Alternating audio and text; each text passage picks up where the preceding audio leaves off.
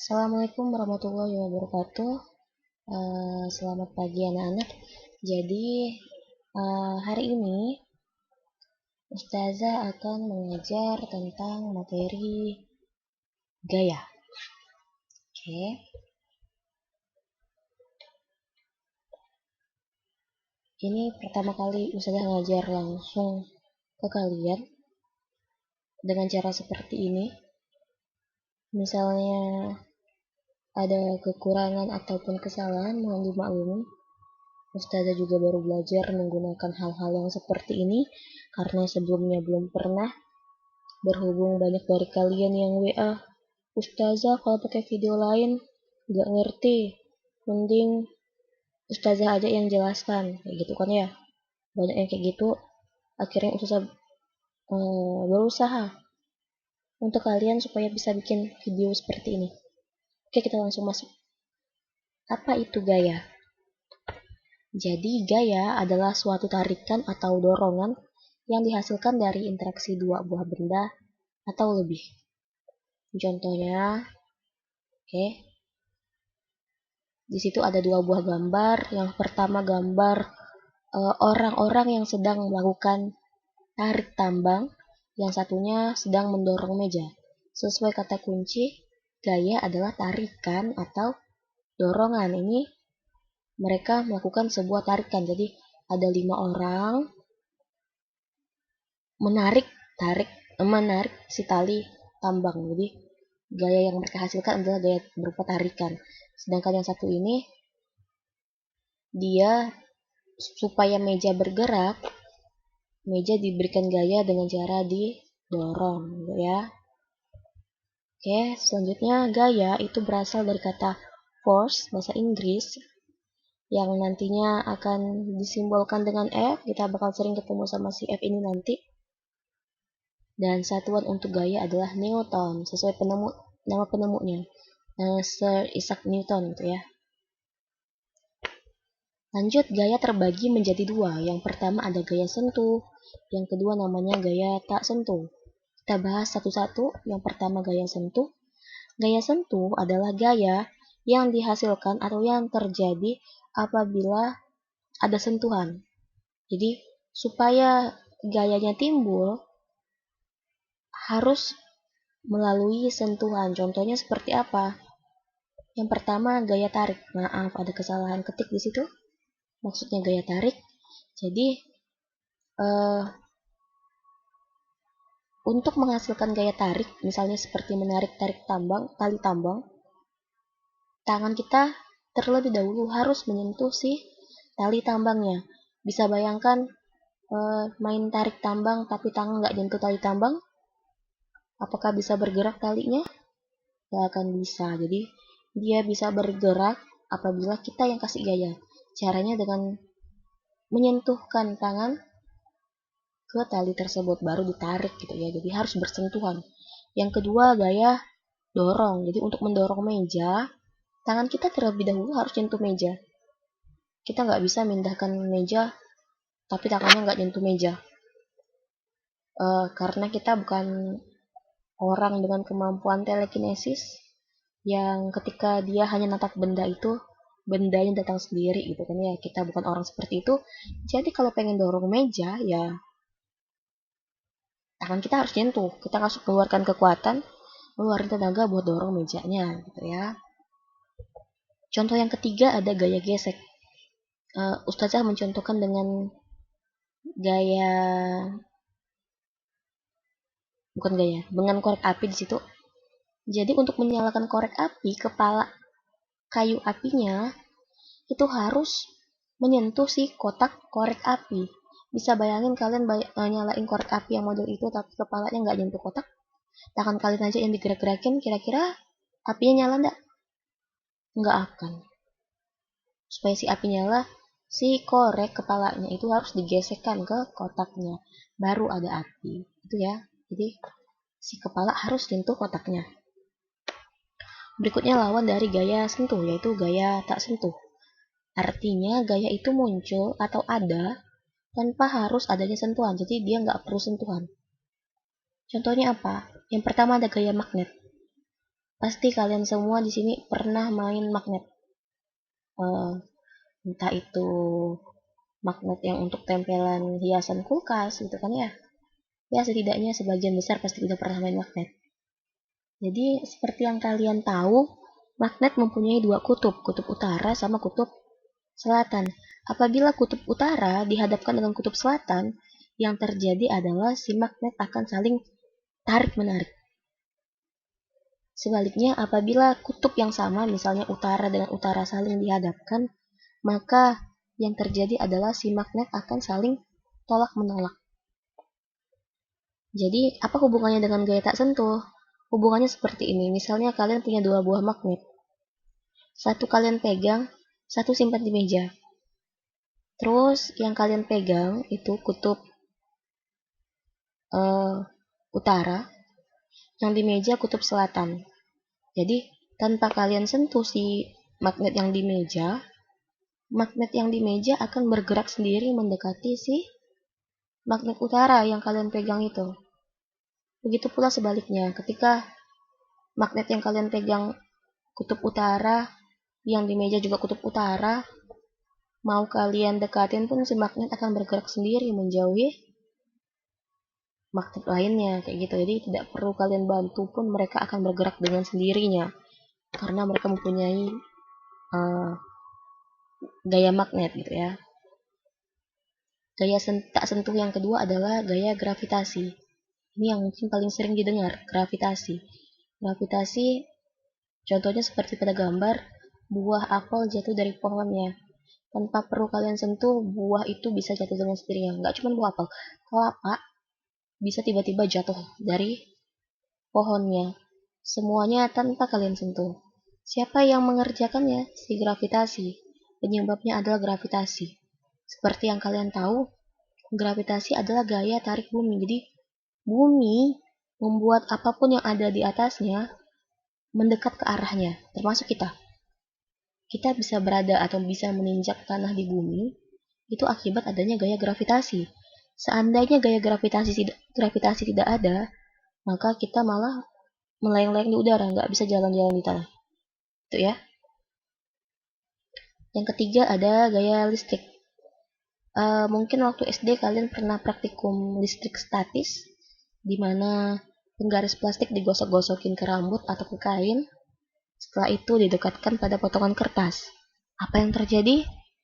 Potongan kertas akan menempel di penggarisnya. Itu juga tanpa kalian sentuh si kertasnya. Kertasnya bergerak sendiri, mengejar si penggaris plastik. Itu kalau listrik statis. Bagaimana dengan listrik yang ada di rumah kita? Yang bukan statis tapi dinamis. Artinya listriknya selalu bergerak. Nah, dinamis artinya selalu bergerak. Siapa yang geraknya? Ya mereka sendiri, tanpa perlu kalian bantu. Gak mungkin kan kalian membantu listrik supaya bisa bergerak, kalian kasih gaya. Ini listrik ku dorong biar bergerak. Gak mungkin seperti itu. Bisa-bisa kalian kesetrum. Selisih listriknya tetap jalan, kaliannya yang gak bisa jalan. Itu kan ya? Nah, kayak gitu. Jadi, listrik tanpa bantuan kalian pun dia bisa bergerak dengan sendirinya. Karena itulah gaya listrik termasuk ke dalam gaya tak sentuh. Jadi, berikutnya kita akan bahas gaya sentuh. Ustazah akan bahas gaya gesek. Sedangkan gaya tak sentuh kita akan bahas tentang gaya gravitasi. Itu yang bakal kita bahas berikutnya. Yang pertama gaya gesek. Jadi, dalam gaya gesek, semakin kasar permukaan benda, maka gaya geseknya semakin besar. Apabila semakin licin permukaan benda, gaya geseknya juga semakin kecil. Contohnya begini, bisa bandingkan antara lantai tehel di rumah kalian dengan aspal. Menurut kalian kira-kira kasar si aspal atau kasar tehel? Pasti kasar aspal kan ya. Karena itu gaya gesek yang dimiliki oleh aspal pasti lebih besar dibandingkan gaya gesek yang dimiliki oleh tehel, kayak gitu. Karena tehel lebih licin gitu kan ya. Sekarang apa yang menguntungkan dan apa yang merugikan dari gaya gesek? Kita akan bahas yang menguntungkan terlebih dahulu. Yang pertama, kita dapat berjalan dengan nyaman. Maksudnya kita berjalan normal, tidak takut terpleset, tidak takut jatuh. Karena kaki kita bergesekan dengan aspalnya. Beda ketika lantai, kalian siram dengan air sabun, jadi licin kan ya? Apakah kalian bisa berjalan dengan nyaman? Nggak mungkin. Pasti kalian takut jatuh. Terus tangannya menggapai-gapai supaya tetap seimbang, atau mencari pegangan agar bisa tetap jalan seperti biasa. Tapi tentu saja, tidak akan senyaman jalan normal pada umumnya. Itu manfaat gaya gesek yang pertama. Yang kedua, gaya gesek menguntungkan bagi ban mobil dengan aspal. Sama kayak kita. Ban mobil juga karena aspal kasar, ban mobilnya kasar, maka dia bisa berjalan di atas aspal. Kalau enggak, ya kegelincir mobilnya. Tidak bisa kita kendalikan, gitu ya. Yang ketiga, rem kendaraan. Jadi rem kendaraan kerjanya itu dengan memanfaatkan gaya gesek. Si rem bergesekan dengan roda kendaraan sehingga laju kendaraannya bisa dikurangi ataupun dihentikan, kayak gitu. Atau contoh yang lain, kalau yang pernah punya sepeda mini yang ada dinamonya, untuk menyalakan lampu dinamo itu harus bergesekan dengan bannya, baru lampunya bisa nyala. Itu dia gaya gesek yang menguntungkan. Sekarang gaya gesek yang merugikan. Yang pertama, gesekan antar mesin menyebabkan panas berlebihan.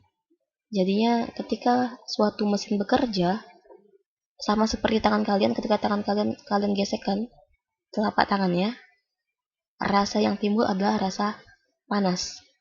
Mesin juga seperti itu. Ketika mereka bergesekan, yang timbul adalah panas, energi panas. Masalahnya kalau di mesin, semakin panas dia, maka kemungkinan rusaknya juga semakin besar. Makanya gaya gesek pada mesin dianggap merugikan. Lanjut, gaya gesekan ban dengan aspal. Nah, selain menguntungkan, ternyata gesekan ban dengan aspal itu malah juga bisa merugikan. Kenapa? Karena semakin sering si ban bergesekan dengan aspal, maka ban akan semakin tipis dan licin. Kalau sudah licin, bannya bisa tergelincir sehingga menyebabkan kendaraan kecelakaan gitu. Makanya kita harus segera mengganti ban apabila kondisi bannya sudah tidak seperti dulu lagi gitu ya. Yang ketiga, gesekan kapal dengan air laut itu bisa menghambat gerakan kapal. Jadi si air laut dan kapal yang bergesekan bisa mengurangi kecepatan kecepatan si kapal. Gitu ya. Yang kapal seharusnya kecepatannya bisa tinggi, tapi karena bergesekan air laut, dia terhambat, akhirnya dia melambat kayak gini. Kalian berlari tapi dikasih beban di belakangnya. Yang seharusnya bisa laju akhirnya menjadi lambat, seperti itu maksudnya. Berikutnya kita bahas tentang gaya gravitasi. Gaya gravitasi merupakan gaya yang timbul akibat adanya gaya tarik bumi. Terus gaya gravitasi sangat berkaitan erat dengan massa, simbolnya M, dan berat, simbolnya W. Masalahnya kita seringkali salah menggunakan istilah massa dan berat. Contohnya, kalian ditanya, berat badannya berapa? Jawabannya 30 kg, misal. Itu adalah jawaban yang salah. Kenapa? Karena kilogram bukan punyanya berat, melainkan punya si massa. Kecuali mereka tanya massa badannya berapa. Kalau kalian jawab 30 kg, oke, itu betul. Tapi ketika yang ditanya berat dan kalian jawab pakai kilogram, jawaban kalian adalah jawaban yang salah. Lalu, seperti apa jawaban yang benar? Kita lihat di sini persamaan gaya berat. Jadi, gaya berat disimbolkan W sama dengan M kali G. Massa dikali gravitasi. Nilai gravitasi selalu tetap 9,8 meter per sekon atau 10 kalau dibulatkan. Misal tadi, massanya 30 kg. Berarti berapa beratnya? Kita bisa cari menggunakan rumus W sama dengan mg. Misal, ini Masukkan ke rumus W sama dengan M kali G. Maaf kalau tulisannya jelek. Ustazah tidak punya alat untuk menulis di sini. Pen mouse-nya nggak punya, jadinya apa adanya. Kita masukkan tadi masanya 30 kg. Terus dikali dengan gravitasi, Ustazah menggunakan angka 10 biar ngitungnya gampang. Tapi nanti kalau dalam mengerjain soal, biasanya di soal disebutkan berapa gravitasinya. Jadi kalian harus gunakan gravitasi yang digunakan di soal. Oke, lanjut. 30 kali 10 artinya 300. Jangan lupa satuannya adalah Newton. Itu cara mencari berat. Jadi misalnya berat massa badannya 30 kg, berat badannya adalah 300 Newton. Nggak terlalu susah kan ya? Lanjut ke alat ukur gaya. Jadi gaya, untuk menentukan besarnya gaya itu tidak bisa diterka-terka, melainkan harus menggunakan alat. Apa alatnya? Nah, dua benda ini bisa digunakan. Ada yang tahu namanya apa?